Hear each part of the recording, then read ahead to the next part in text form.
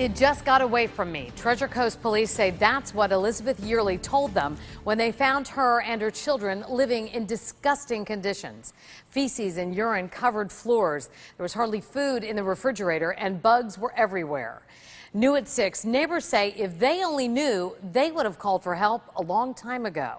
With the largest news team on the Treasure Coast, Megan McRoberts is live outside the Fort Pierce home, where she learned this is not the first time police have been called here. Megan?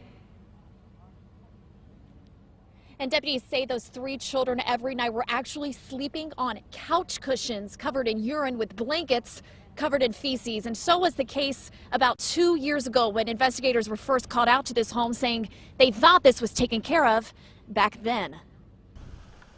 On the outside of the house, it looked disgusting, so you can only imagine what the inside was. And this week, investigators with the St. Lucie County Sheriff's Office say the inside was filled with so many animal droppings, it was hard to breathe. Detectives reported feces from dozens of pets found on clothing, furniture, the floor on the children's blankets, even in the fridge. Roaches and spider webs, deputies say, found in the cupboards. I wouldn't want my kids living like that. 35-year-old Elizabeth Yearly was arrested for child neglect and child cruelty, but telling authorities the conditions had actually improved from the past. An arrest report from 2012 shows authorities were called to the home finding similar living conditions.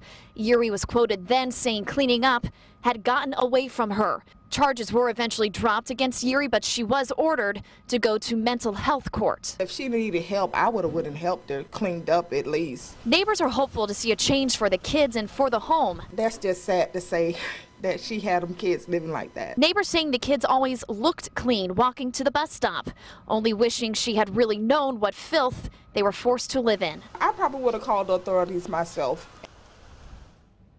And I can tell you just moments ago, we actually did see a woman run into that home. It's not clear yet if that was Elizabeth, but we have knocked on the door several times trying to get a comment, but no one will come to the door right now. DCF says this is an ongoing investigation. I can tell you all 40 or so of those animals have been placed in a local pet store or with the Humane Society. Reporting live in Fort Pierce, Megan McRoberts, WPTV News Channel 5.